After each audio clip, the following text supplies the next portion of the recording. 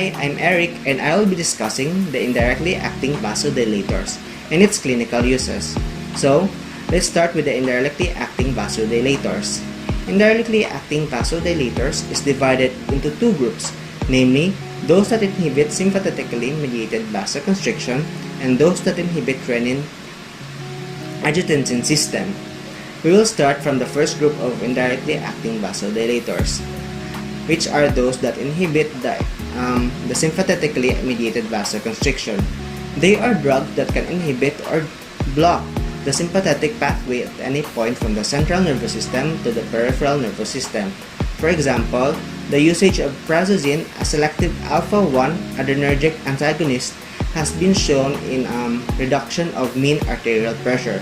It works by relaxing the blood vessels by allowing for easier blood flow throughout the body. The second group of indirectly acting vasodilators are those that inhibit the renin-angiotensin system. Those that inhibit the renin-angiotensin system are also called renin inhibitors and angiotensin converting enzyme inhibitors. So, let us know what are the renin inhibitors. Several drugs inhibit the release of renin, but this mechanism of action is not of importance.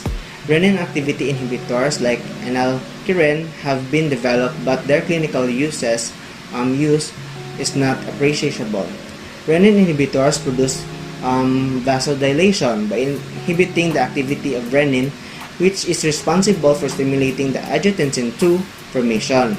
Renin is a proteolytic enzyme that is released by the kidneys in response to the sympathetic activation, hypotension, decrease of sodium delivery to the distal renal tubule. On this diagram, we will understand the flow of renin-angiotensin system.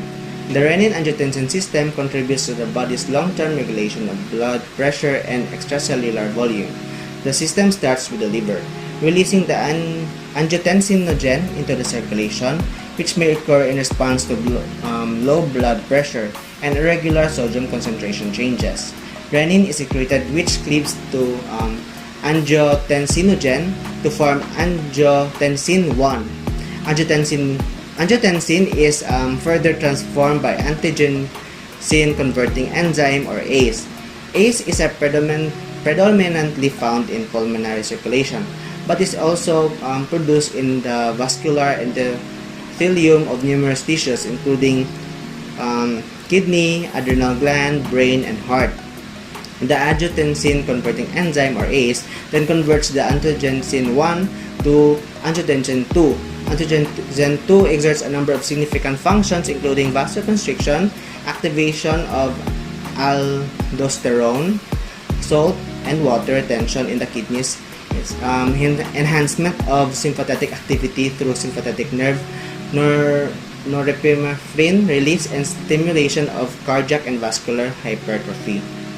Next is the angiotensin converting system inhibitors or ACE inhibitors, and let us know deeper what is ACE inhibitors. First is captopril was the first ACE inhibitors to be developed.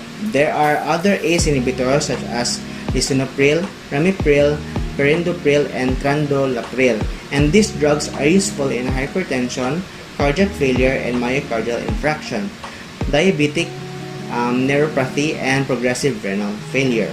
ACE inhibitors produce vasodilation by blocking or inhibiting the angiotensin converting enzyme, which prevents the formation of angiotensin II, which is the potent vasoconstrictor, and aldosterone, the hormone, which is the hormone that increases blood volume, that causing sodium retention. ACE inhibitors are mixed or balanced vasodilators that relaxes smooth muscles of both arterioles and veins, and they are useful in treating animals with cardiac diseases or disease that involves either left or right ventricle, such as in severe cardiac valve disease or cardiomyopathy. Next, enalapril is an oral prodrug that is hydrolyzed to make enalapril, which has the same effects of captopril. Enalaprilat is exclusively accessible intravenously for hypertensive emergencies. Other long-acting members of the class include Vasinopril, Moexapril, Penopril, Quinapril, Ramipril, and Candopril. All of them are prodrugs like enalapril. They are converted to be active drugs by hydrolysis, mostly in the liver. Other ACE inhibitor drugs are sometimes useful in veterinary medicine and can be recognized by the pril at the end of non-proprietary name or generic name.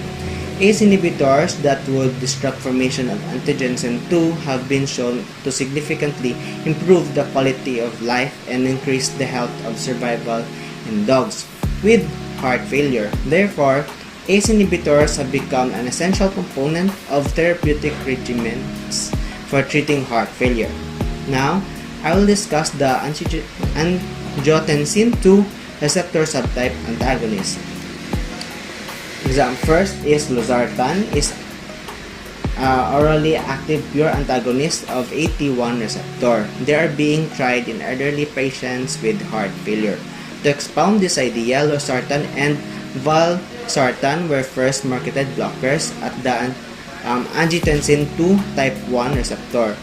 They help to reduce blood pressure to treat hypertension, and its mechanism of action is it inhibit the activity of AT1 angiotensin receptors, and its effects are the same as ACE inhibitors, but there is no increase in bradykinin, and its clinical application is heart failure and hypertension.